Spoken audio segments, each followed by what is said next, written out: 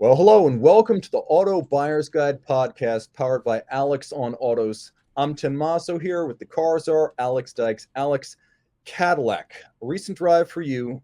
You've driven the Lyriq. We're going to talk about the Celestiq. Tell me about Cadillac's new EV. Sure.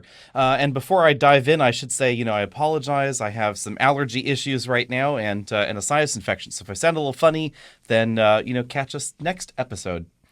But Cadillac has said that their entire future is electric. In fact, General Motors has said their future is electric. And aside from Mary bragging all the time that somehow or another GM is currently the leader in EVs, they're certainly planning on being the leader in EVs. And the start of that is the new Lyriq, followed by the Celestiq coming shortly thereafter.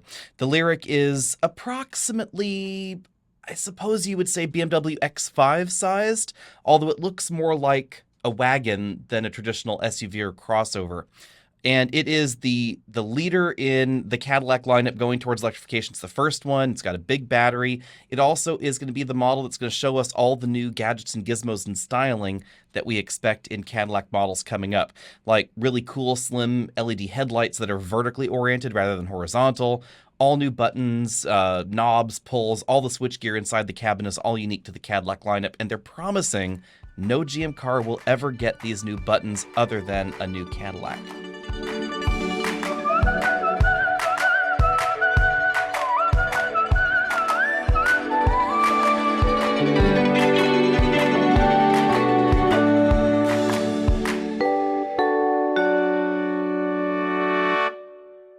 So, of course, Tesla right now, Mary wants to be the leader in EVs, but right now that is Tesla and Elon. How does the Lyriq compare to, say, the Model Y and the Model X? Is it a tweener? How does it measure up? Interesting point there. I had expected it to be more Model Y, but it is size-wise somewhere between Y and X in the Tesla lineup, which in the Tesla lineup means somewhere between $68,000 and, oh my God, way too expensive, because the Model X is about $120,000 today. So I had honestly thought the Lyriq would be closer to those price tags. If you were lucky enough to get your hands on a 2023 pre-order, it will start under $60,000 and top out right around $65,000. So quite a bit less expensive than the absolute base version of the Tesla Model Y. Really good place for Cadillac to be in, and very, very surprising because everything else in the Cadillac lineup I think is oddly expensive. XT4, XT5, XT6 all seem about $4,000 to $5,000 too expensive, and Lyriq feels like it's $15,000 too cheap. Yeah, I kind of noticed that too. It seems almost across the board, Cadillac SUVs seem really expensive for what they are. And the Lyriq, especially considering there's no tax credit anymore for General Motors, seemed remarkably reasonable. Even the 2023s seemed pretty reasonable, all things considered. Now, you did try the car with two-wheel drive. There's going to be a premium for all-wheel drive. Does that change the frame much, or is it still coming in below expectations? Still well below expectations. I was only able to drive the rear-wheel drive model. The all-wheel drive model is going to be late availability. We were driving very early pre-production prototypes, mind you, so there was definitely a lot that was not quite right about the Lyriqs we were driving. But the all-wheel drive model's coming a little later. It's going to be much more powerful, obviously. That's why it's $4,000 extra. Now, I think we've all sort of moved past that place where we believe every electric car needs to accelerate exactly like a Tesla. There are other dimensions of quality in the automotive experience. If you take performance, just straight line performance out of the equation, when you're in the vehicle, does it feel class competitive? Because GM is going to be creating exclusive Cadillac Mhm. interior things, and I think you have more to say about that. Yeah, I think that's where the Lyriq really shines, is if you are trying to look at an EV in this segment as a performance machine, if you want the sharpest handling, the best stopping distance, the best acceleration, Lyriq is absolutely not the EV for you. It is notably slower than average, I would say, as far as modern EVs in this grouping go. We weren't able to drive the all-wheel drive model, obviously. We're only driving the rear-wheel drive version. But the big problem with acceleration and braking scores is that it's heavy. It's about 1,000 to 1,400 pounds more than some of the other competitors in what is a very broad segment, something that ranges all the way from Genesis GV60, which is trying to be a subcompact luxury crossover, on up to Audi e-tron, which is about the same size. So it's a very broad range of competitors. In that group, it does feel a little bit slow, but it has one of the best rides out there. The cabin is incredibly quiet. I wasn't able to do any cabin noise testing there. I would not be surprised, however, if it was the quietest vehicle we've ever tested. It is absolutely serene on the road. And I think that Cadillac's refocus on those traditional luxury values of a quiet, comfortable ride, decent handling, a solid feel to the steering, etc. I think that was a good choice for them. And that's probably the best way to think of it is the steering feel and the ride quality feels like a classic rear-wheel drive Cadillac in some ways. Not floaty-boaty, but sort of like the last generation CTS. Yeah, I think that's a good way to look at it. And I think it's also interesting that you mentioned the vehicles maybe a little bit more like a tall wagon. It feels like an electric successor to the first generation Cadillac SRX. And that's kind of how I'm seeing Yeah, it. that's More exactly like, what I said when I drove it. And it truly is. It is quite long. And as a result, some of the numbers are deceiving, I would say. If you're a comparison shopper that's focusing on specs, I drove the Lyriq and then I immediately came back into a Genesis GV60. And on paper, the Lyriq looks strangely uncompetitive. It is enormous compared to the GV60 on the outside, but it has about the same kind of legroom numbers and relatively similar cargo room numbers to the GV60.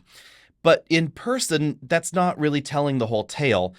The way that legroom figures are measured is a little bit unusual because it counts the seating position effectively in mind. If you're in a very reclined vehicle, it can appear that you have the same legroom figures as a very compact vehicle with an upright seating position, and that's mainly what's going on here. The seating position in the Lyriq is somewhere between a Cadillac sedan and a Cadillac SUV. So it's somewhere between CT5 or CT6 and an Escalade in terms of that seating position. And that results in the vehicle being longer, feeling more relaxed. But if you're in the back seat, it certainly feels like a large, spacious vehicle. And it definitely has a wider second row than we find in GV60 or some of those other vehicles. so now, what would you compare it to? Because I think the initial gut instinct is to always compare every EV to Tesla. But you mentioned the Audi e-tron, and I think that was an Hmm. interesting comparison because Audi was pretty explicit about that being a very livable, serene, luxury-oriented EV experience. And it sounds like, obviously there will be V models to come down the line, but this particular Cadillac is more of the Audi state of mind with respect to EV performance. Yeah, I would say that the more appropriate competitors for the Lyriq would be the e-tron, the upcoming Mercedes-Benz EQE SUV, which we all know is coming, haven't been announced yet, and the BMW iX, which is kind of sort of the electrified BMW X5.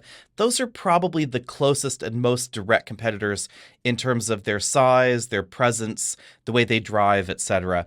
The Model Y is trying to be an electric Model 3 with a bigger back, I guess you'd say. It really does look like an overinflated Model 3, and it tries to drive more like a BMW X3, whereas the Lyriq, it's trying to go for a more grown-up feel, is probably the best way to say it.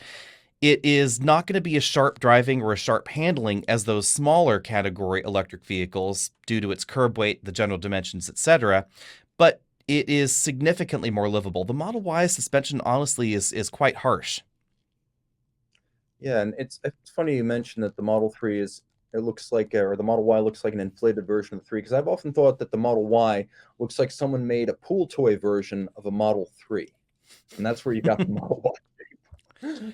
I mean, that's not a wrong thing to say. The Model X is an inflated S, the Model Y is an inflated 3. It saves money, and it's quite logical. Aerodynamics are very important for an EV, which is why we have that very rounded shape in the Tesla and why we have this very station wagon come crossover thing in the Lyriq. If someone had said that this was a platform mate to a Volvo XC90 cross country, I would absolutely believe it because it has that kind of look to it. If someone had told me that, I would have said, "Oh, yeah, I can see it." So now I don't know down the line whether we're going to look at the Lyriq as the beginning of Cadillac's commitment to EVs, or if maybe the bigger change is going to be Cadillac's commitment to an entirely different course of design. Art and science, it seems, has been with us for, oh geez, 22, 23 years since the 2000 DeVille. And this really feels like the first turn of the page to a new book of design. And the Celestiq is going to be at the apex of that campaign. Is $300,000 too much for a Cadillac? I am curious to see. I think that if this is what Cadillac is doing for $60,000 and they put this same level of effort into $300,000, then the world is their oyster. They definitely can do it. And maybe that's the best thing to say is that this is the Cadillac I always knew General Motors could build, but honestly, I never thought they would because GM has just never had that much drive somehow before. General Motors will spend millions and millions and millions of dollars refining engines for Cadillac and refining, unique drivetrains, unique suspension systems, unique chassis for Cadillac models. But for some odd reason, they've never put that much money into the interior. And this time it appears that we have that budget on the inside. And perhaps maybe it's because it's not as unique as far as its underpinnings as Cadillacs have been in the past. It's a really interesting question because Cadillac hasn't been in this market since at least the 1960 Eldorado Brougham, which was bodied by Pininfarina. Really, the car that comes to mind, there are two. When I think of a $300,000 Celestiq, there's the 1957 to 58 Eldorado Brougham, which cost about $13,100 back then, back when a house in Levittown cost $5,700. And then yeah, I know. Well, my grandma bought one of those houses. But Yeah, and that's probably the important thing for viewers and listeners to remember is that Cadillac in its origin story and for many, many decades really was a Rolls-Royce Bentley kind of company. And it's only recently that they kind of really closed the gap to become Buick. yeah, that's the thing. Like the Eldorado Brougham had it all. I mean, it had memory power seats in 1957. It wasn't even really in the catalog. There was one page in the catalog. The car was as full custom as you could get in Detroit. And I mean, it cost thousands of dollars more than a Rolls Royce in its day. The other car that comes to mind is the 1930 V16, which, cost $6,000 in 1930. That's a fabulous amount of money today with inflation. But this is really the first time we've seen Cadillac even pretend to be competitive in this space. And notably, they're doing it with a vehicle that is intrinsically worth this much rather than, say, doing like some sort of conversion on an Escalade and just adding $200,000 in accessories and custom work. Right. And it'll be interesting to see exactly how much is shared with other vehicles. When General Motors is talking about Ultium family vehicles, it is an interesting twist on General Motors' platform sharing of the past. In theory, the Hummer EV, the Hummer SUV, the Chevy Silverado truck, and this Lyriq and the Celestiq are all going to be related. But exactly how these vehicles interrelate with one another is most unusual for General Motors. The battery modules are common with the Hummer truck in the Lyriq, but other than that, very little else is. The suspension's different, obviously. The car's electronics and infotainment systems, those are very similar, but with different screens and different themes, etc. So if they can apply that same sort of design philosophy to their newer vehicles, then they're really in for something big. Yeah, I think this is going to be interesting because, first of all, they're expressly declaring that this is going to be a hand-built car.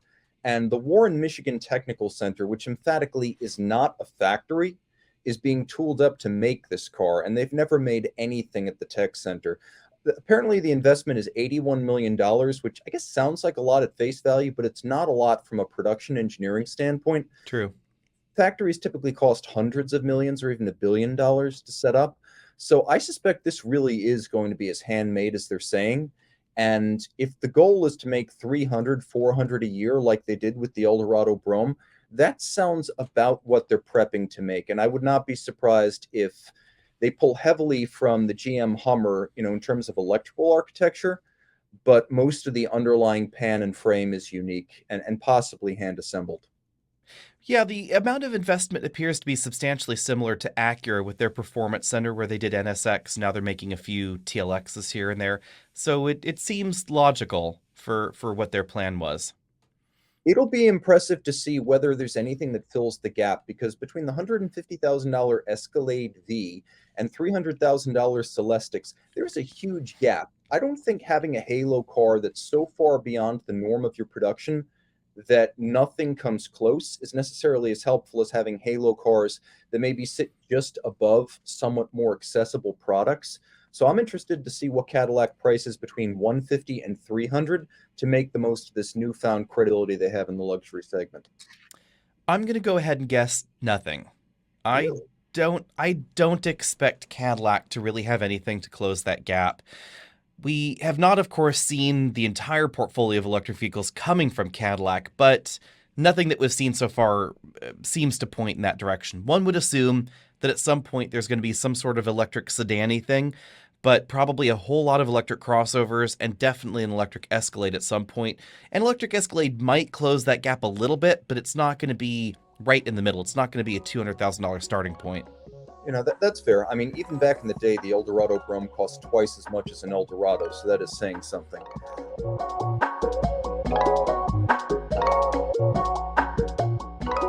Now, in terms of things that are perhaps similar and yet different, more EVs, you've got the Rivian R1T. What have you discussed and discovered so far? Yeah, so it literally arrived this morning. I was a little unsure whether it was going to show up or not.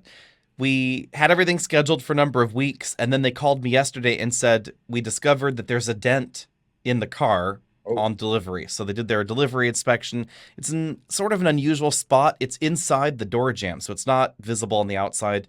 I don't think it's going to affect its resale value, to be perfectly honest, even if it was not repaired, although they have pledged to fix it. So I said, well, I really want it now. Can't you just figure out how you're going to fix it, arrange to have it fixed, make that happen some other time, so I can get my hands on my little toy now. And they made it happen. It showed up. Their purchase process was honestly very simple, very Tesla-like. Everything's done online. You sign everything, and then they just drop off the car. The guy will spend as long as you want showing you the car, or you can just have him split. So it's almost like it's the way Tesla was 8 years ago. They actually explain the car to you. They take time. They orient you. It's not like you show up, they give you the car, you're done, they wipe their hands. True. Yeah. I mean, it was a very pleasant experience. Actually, it was very similar to my experience buying the Tesla Model 3 that we had as a long-term vehicle for a while there. The truck is wicked fast. That's probably the best thing that everybody needs to know is, yes, it definitely is 3.3 seconds 0 to 60. Actually, we got 3.2 seconds 0 to 60 just recently here. It is a 4-motor off-roady mid-sized truck. So it's not quite the same construct as Lightning, although very clearly everybody that buys one of these is going to cross-shop it with the other, even though they're not quite the same sort of truck. It's not as mid-sized as Tacoma, though. How does it feel structurally? Gesundheit. Pardon me here. Okay. How does it feel structurally now that you've had the F-150 Lightning and you've had the Rivian? I mean, just on the road, can you feel that one is body on frame and one is unibody? Or does the weight of the Rivian mask the difference? Well, the Rivian is an interesting thing because it's not quite unibody and it's not quite body on frame. If there ever was a middle ground, and I am really offended by the notion of a middle ground, this is it. Because if you wanted to be technical, it is body on frame, except that the body is all one piece rather than a regular pickup truck where there are actually two bodies on top of your frame. There's the bed, there's the passenger compartment, they're bolted to the frame. In the Rivian, it's an actual skateboard, so the front suspension, the rear suspension, those are part of the frame-ish. I guess it's sort of two unibodies, you might say, probably, to be honest. Two unibodies sort of conjoined there. In the Rivian, it feels very, very solid, and it makes sense for its off-roading mission. So that's probably the other thing that people should know, is that the F-150 is regular F-150 electrified. So as much off-road capability or on-road capability as is baked into a regular F-150 is in the Lightning with extra weight. The Rivian really feels like a pickup truck Jeep Grand Cherokee, I guess is probably the best way to describe it. If Jeep were ever going to do a Grand Comanche and electrify it, that's what the Rivian would be.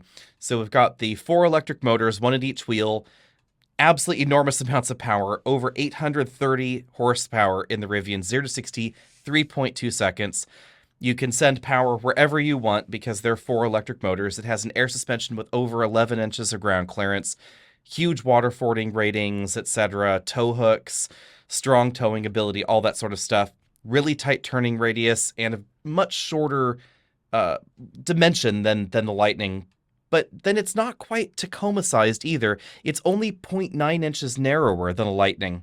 And the big difference really between the Lightning and the Rivian is the bed length. It's about 1 foot shorter in the Rivian, and then the hood is about the same size. So the passenger compartment is roughly similar. It's a little bit narrower, a little bit differently arranged, but not too far off. Yeah, I think it's interesting that you mentioned how many independent, self-supporting structures there are in the frame of the Rivian, because I know a lot of folks probably have 2 misconceptions. One is that it's going to be lighter because they think it's a unibody truck. Mm-hmm. The second is that it's some sort of electric Honda Ridgeline, which it definitely isn't. Right. Both, yeah, neither one of those is true. The Lightning is shockingly light, I would say. The key to its lightness, though, is its aluminum body. And even with the regular F-150, Ford went hard on aluminum. So the bed's aluminum, the doors are aluminum, the body's aluminum, all that, etc. In the Rivian, most of it is steel. So it has a glass roof, it has an aluminum hood, and the composite bed cover, the tonneau cover.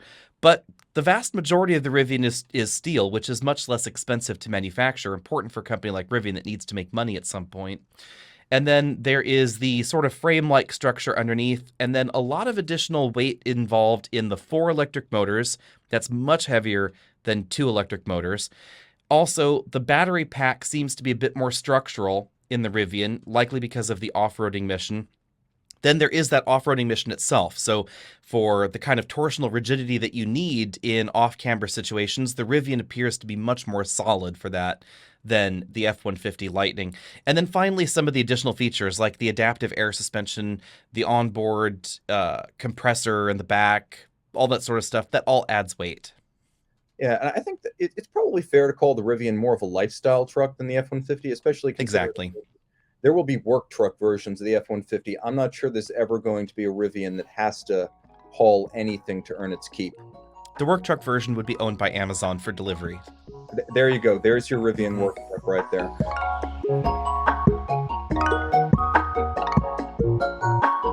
Okay, so let's talk a little bit about cars we can't buy. I don't mean the Cadillac from the future. I don't mean the Lyriq from the present. I mean cars from overseas. Alex, forbidden fruit. Start us off. What would you love to see stateside?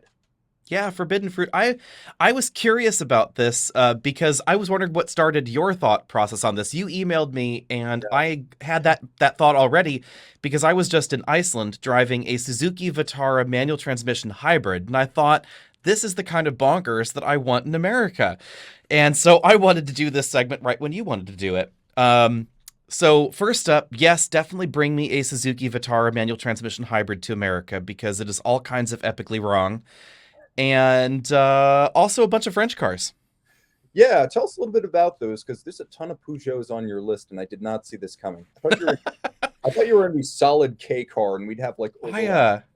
I love me some French cars because around the world, regardless of where I have driven, I've driven Chinese market cars, I've driven Japanese market cars and Korean cars that don't make their way to the US. I've driven tons of European cars, and consistently, without doubt, the brand new car that I hop into that was made the year that I'm driving the car, you hop into it and you cannot figure out how on earth to do anything Or you're 1,000 miles into your journey, 7 days in, and you're still discovering new and awkward buttons and switches. They're all French. And that's what I love about Peugeot and Citroën, etc., is they will do wacky things on the interiors that nobody else will do.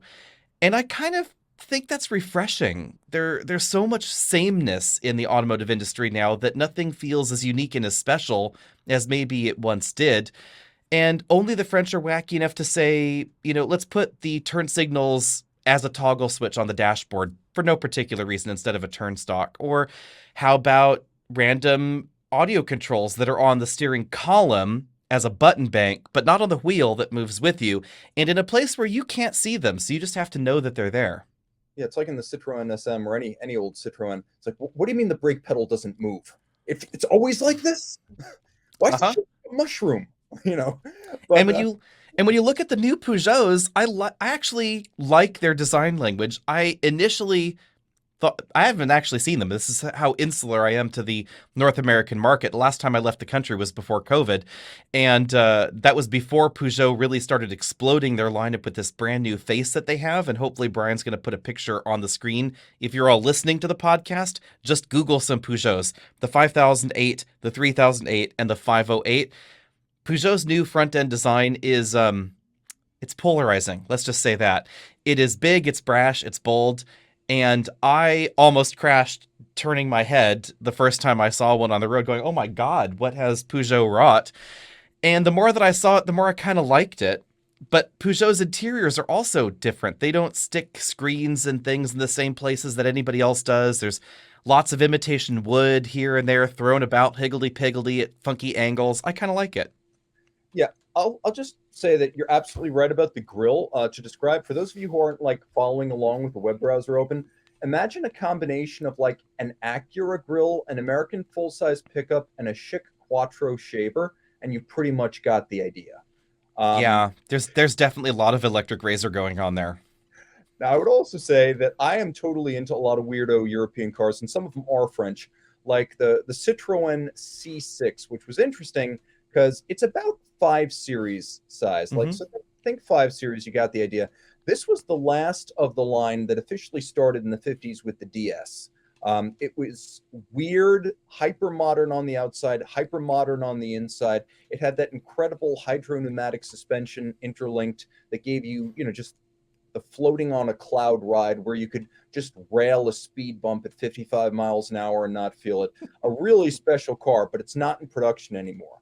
So I'm going to qualify my longing with a car that just went out of production as of March of this year, the Honda S660. If you love the Honda Beat, the S660 is that, but more modern.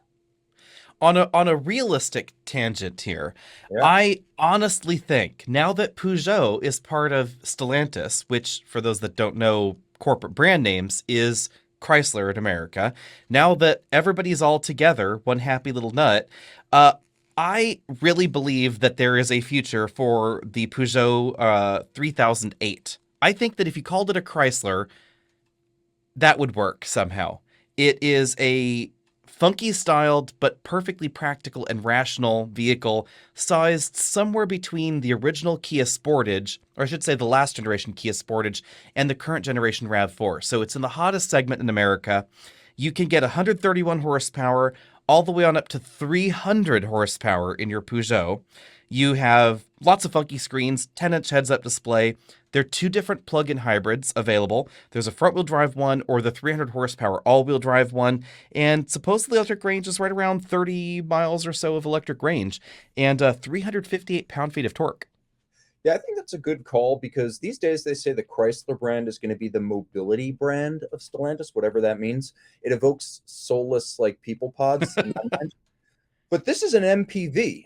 This 2008, like this would actually fit the scheme. It would give Chrysler a second competitive product alongside the Pacifica. Yeah, they still make the 300, but the less said, the better.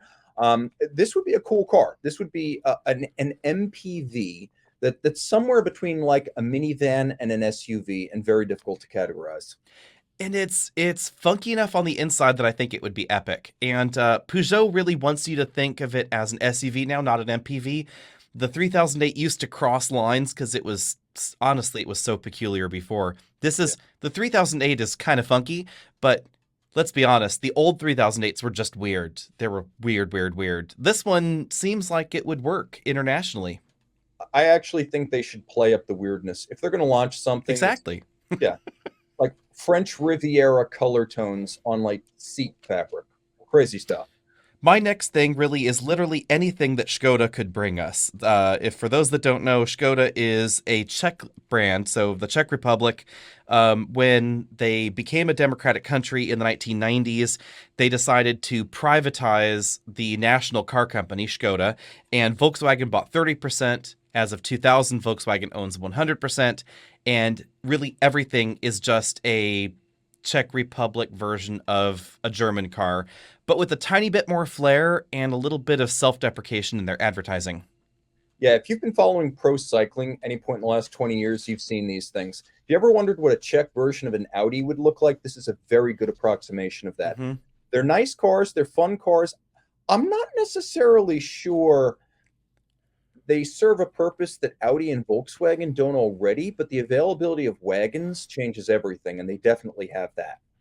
Well, since everything that Skoda sells is really just a Volkswagen with a different logo on it, this could be the solution to Volkswagen's problems in North America. Maybe we just stop being Volkswagen and we're now the plucky startup brand from the Czech Republic. Well, there you go. This is not a Toyota, it's a Lexus. Exactly. I like that idea. Okay, I'm going to add something that may already be available with tenuous legality in the United States, and that is the Suzuki Jimny. If ever there were a time for a 2,500-pound microcar-sized live axle, low range locking body on frame SUV, this is that time. Once upon a time, we had this as the Suzuki Samurai, but it's still made. And as of 2020, it's sold in Mexico, which is how a couple of them with dubious legality have found their way into the US. Yes, and I deliberately reserved a Jimny when I went to Iceland. That was what I wanted. And I got there and I got upgraded to a Vitara and I was so upset.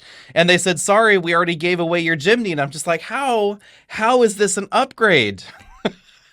But interesting twist, the Vitara was actually meant to be the spiritual successor to the original Suzuki Samurai. Even though the Jimny exists, somehow in Suzuki mindset, the Grand Vitara and then Vitara was actually the lineage tracing back to there. And Jimny, I don't know, it's very odd. But I dig the Jimny and I would totally get one. They're incredibly cheap. And they're incredibly small. Like you guys, if you have Google it, keep us streaming, but Google this. This is a K-car sized hardcore 4x4. It's the real deal. Live axles, ladder frame, locking low range, all of that stuff. But again, I cannot overemphasize, it makes a two-door Wrangler look like a Unimog. It is small. Yes. And if you want to somersault yourself right down a hill, that is the Suzuki for you. Yeah, and unfortunately, I'm sorry to say this, but this is the vehicle, if you remember the Consumer Reports lawsuit that went for like 8 years in the 80s Yes. and 90s. I mean, do you really need Consumers Union to tell you that a tall, narrow mini car might tip over? Well, it still does. Mind-blowing, yes. Don't buy it for safety. Do not make any quick motions with the steering wheel, but they look amazing. I saw so many of them on the road, and every time I saw one, I was jealous. And they Moving on to something else Japanese, though. Let's talk about Mitsuoka. Was that on your list? Mitsuoka was not on my list, but I'm very familiar with them. If you ever wanted to convert, say, a RAV4 into a K5 Blazer, this is your bag, guys. Yeah, and this is what I find interesting. So, Mitsuoka, for those that don't know, they're not a Japanese car company in the way we would think of them, although they are registered as one in Japan. What Mitsuoka does is they buy bodies in white from the major brands in Japan, and it could be usually a Nissan, a Toyota, sometimes a Mazda, etc. And then they reskin it as something totally bonkers. But because they're all reskins and they're not designing engines or transmissions or changing any major points on the vehicle, these could be sold as kits to North America if they really wanted to. So there's the Mitsuoka Buddy. Let's go over their lineup. There's the Mitsuoka Buddy, which is a Toyota RAV4 hybrid that has been restyled into a Chevy K5 Blazer. It is all kinds of wrong and all kinds of right, and I want to see them here. So many people do weird versions anyway, you might as well have one from the factory. Then we have the Vute, which is the weirdest name ever. This is a classic Jaguar Mark II styled, wait for it, Nissan Micra. So it is incredibly small. And the interior, incredibly cheap. Then we have the, I'm not sure how we pronounce this one, Gavla or Gale, or I'm not sure how that pronounced, Glue maybe. But it is the most awkward Rolls-Royce imitation ever, based on a Nissan Altima. That's epic. Then they have the Himiko, also known as the Mitsuoka Roadster in UK, because this is sold in the United Kingdom. It's the only Mitsuoka you can buy there, and if you can buy one there, you should just run out and do it. This is based on a current generation Mazda Miata, and it looks like a classic British Roadster. It's like Jaguar meets Morgan, only with a warranty and a Japanese engine and transmission. Then we have the Rockstar, the best name ever for a Japanese car. This is the same deal. It's a current generation Mazda Miata, only styled like a classic Corvette. And the result looks pretty good. If you haven't seen it, you should Google that one for sure. The proportions somehow work on it, even though nothing really should somehow. And then the last one is the Ryugi. This is the most wrong of them all. It is Jag meets Rolls-Royce with extraordinarily awkward proportions. Like nothing looks right on this car. The grille, the headlights, the hood, nothing looks right. But it definitely looks like Jaguar meets Rolls-Royce meets Toyota Corolla, because it's a Japanese market Corolla with all that on it. Oh, it gets better. Have we broached the Oroki yet, or is that coming? That one's no longer on sale. I went through their current product lineup. Oh, and if you're wondering what that looks like, it looks like someone combined a Noble M12 with a grilled cheese sandwich and served it cold. That's it's probably not far off. I really think that there would be an interesting market for the kit components. This is an unexplored world in America currently. There used to be a day or a time in America where people customized their cars more frequently. You look at the 1950s, 1960s, more aggressive customization than we find now definitely occurred. Now, it's customized if you pinstripe it, you put a stupid wood applique on your Grand Wagoneer, and that's earth-shattering to some people. People used to do some crazy body modifications, and this could be the solution to that with Japanese reliability. You're not wrong. There was a time when full custom was more common, but that was back when 32 Fords were easy to buy cheap and the Volkswagen Beetle existed. I mean, half of all the kit cars ever made come from like one or the other lineage. Yeah, you're not wrong. I like those selections.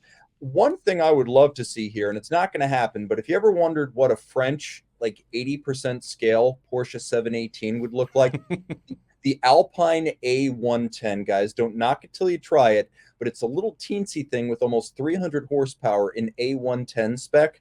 It's built in the old Dieppe plant. It is the modern resurrection of the original Alpines, but it's a lot faster.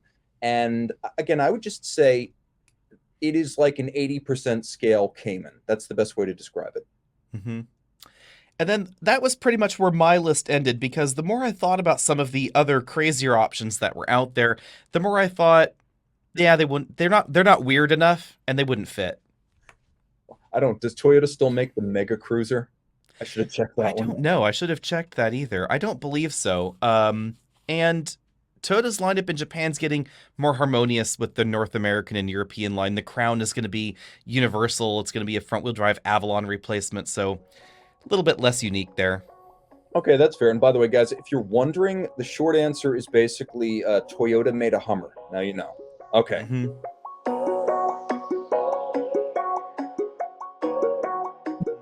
So jumping on, I think we've got some questions about the nature of the car biz, starting with dealerships.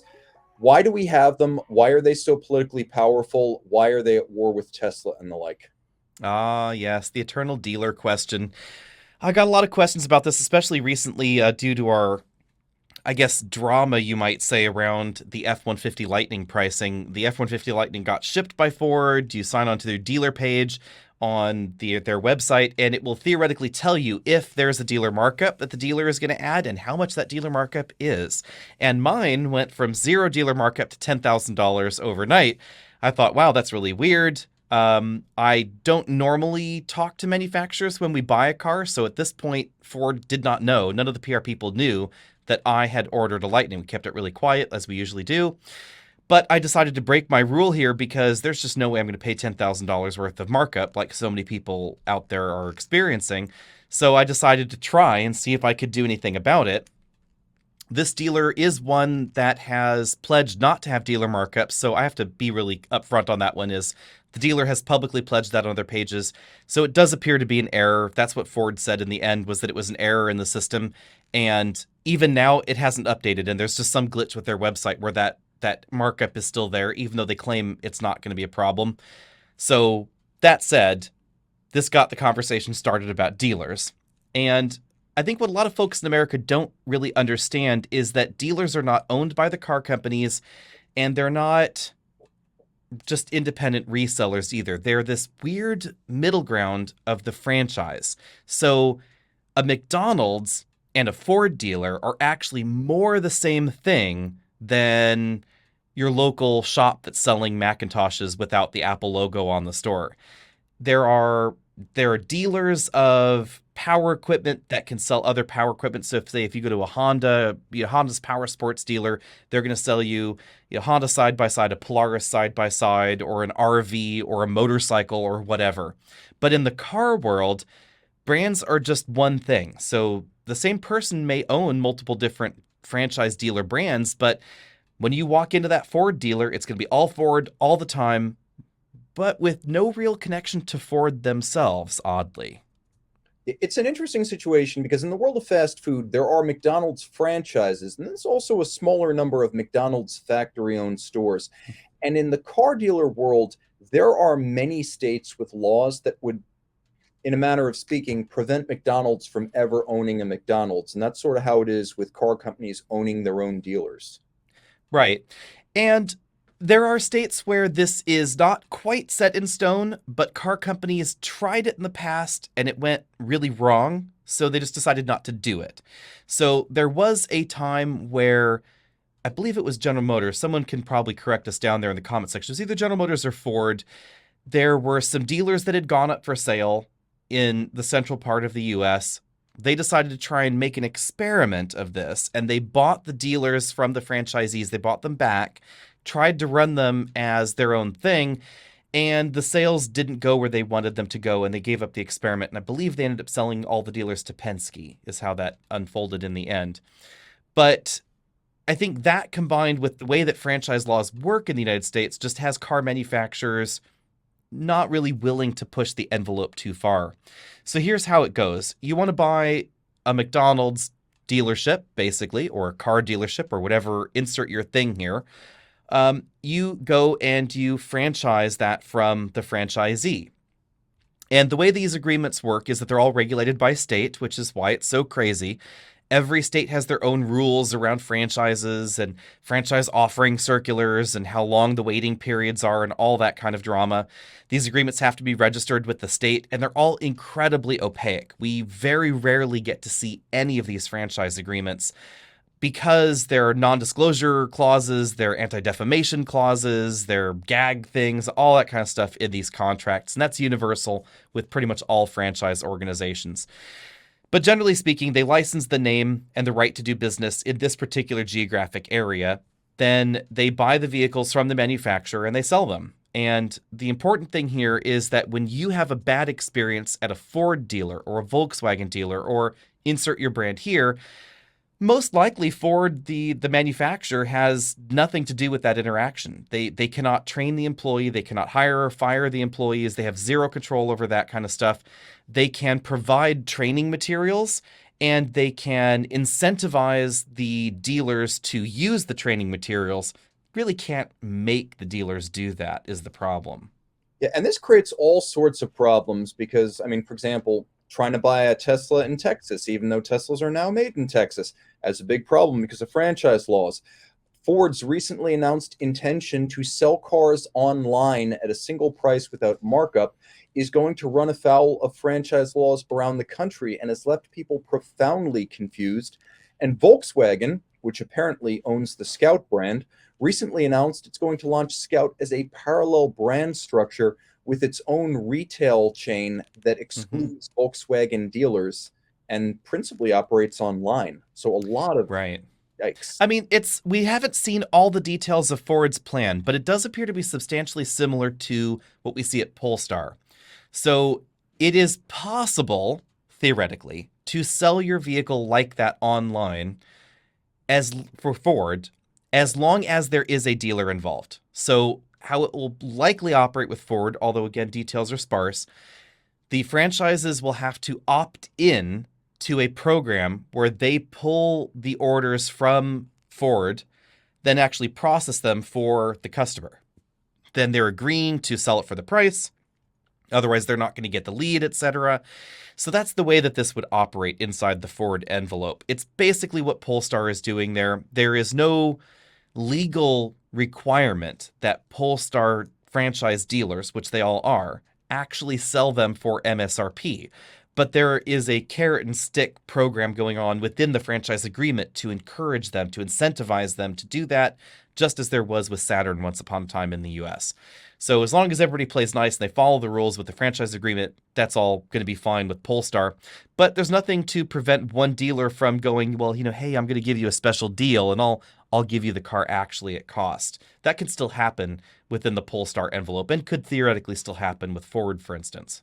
I think the bigger problem Ford has, and by the way, I do remember there was back in the 2000s, I think it was Ford back when they had, the Premier Auto Group. They wanted to create aggregated factory-owned stores that would include several of their Premier brand cars. I think that's what that was. But the problem Ford has now with its dealers, and Chevy has the same problem with Silverados and Corvettes especially, is trying to control the markups and keep them within the domain of reason. And also, there have been tactics like forcing people to up their deposit amount. There's been a lot of different things that have ticked people off. And Ford has had very little, and Chevy has had very little control over this other than to say, hey, this might affect your allocations in the future, but stop. Exactly. And that's really all that can be done. Ford cannot tell a dealer, you must sell this car for X. It's not possible. It's not legal in the United States, and there are no real rules around what the dealer can sell the car for. It's up to them to decide. And I had a lot of questions about anti-gouging laws. Anti-gouging laws in the United States universally only apply if there has been a national or state-declared emergency, which does not really apply to cars. So it's not really a thing. The important thing to remember about these agreements, these constructs, is that they oftentimes define how dealers get cars. So dealer sells car, dealer gets car from manufacturer. There's nothing the manufacturer can do about that if the dealer's doing something they don't like. They can, however, say you can't get extra cars. So what they'll do is they'll say, this Toyota dealer in this region, they have a particular allocation based on their sales history and their sales volume. They get X number of cars. You sell one, you buy one, etc. That deal goes on. But the dealer wants some extra cars, and they're like, well, I'd like to have, 4 or 5 hybrids on the lot at one time. They can go to the regional connection at the manufacturer and ask for this. It's up to them at their discretion to then allocate additional vehicles to the dealer. If you're a naughty dealer and you're on Santa's bad list, then they won't give you these optional allocations. But if you're not on the bad list, you probably will get them. So that's the sort of carrot and stick that they have to try and implore dealers to not do this. There's also public shaming, to be perfectly honest, which we see a lot with Ford. Ford is probably the most aggressive at employing all the tactics that they do have to try and convince the dealers to not do crazy stuff. Yeah, and they have a lot of incentive to do so. If you've wondered where $100,000 Broncos come from, it comes from a failure of this system. So that's exactly what's going on. It might feel like gouging, but according to the U.S. government, technically, it's not. And it's always in the customer's control. Remember, you don't have to go to that dealership. You could buy your Ford from anywhere. And there are definitely dealers around the United States that will not charge you any markup. Some may even have a tiny discount here and there. And almost universally, these dealers that are willing to sell you a car for no dealer markup, they will do it out of state and they will ship a car for you if you want them to. So if your local dealer, name the brand, is charging $5, $6, $7,000 of dealer markup, you can order a car from, Wichita, Kansas and have it shipped to you, and they'll handle most of the work there for you. And you might end up saving money as a result. And you will certainly thumb it to your local dealer. If this happens enough, that is some encouragement to dealers to just stop the shenanigans. Also, in some cases, not always, maybe not with an F-150 Lightning, maybe not with a C8 Corvette or a Bronco, but oftentimes, if you do a factory order, you can get pretty close to the retail price of a car if you're willing to wait for delivery. If you go through the whole factory custom order process, you can usually get a lot closer to retail than if you try to find a car on a lot and negotiate. Yeah. And I will say that most of the dealers that are on the will not charge additional dealer markup for insert your brand new special car here, most of them, the asterisk on that is original orderers only. So if I choose not to take the Lightning that I ordered and I just let it go, then the dealer will likely have a markup. But theoretically, at the moment, they're promising not to have one for me.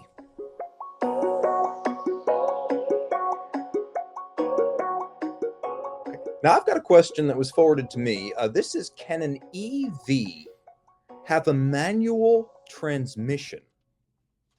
Yes, but why would you want one?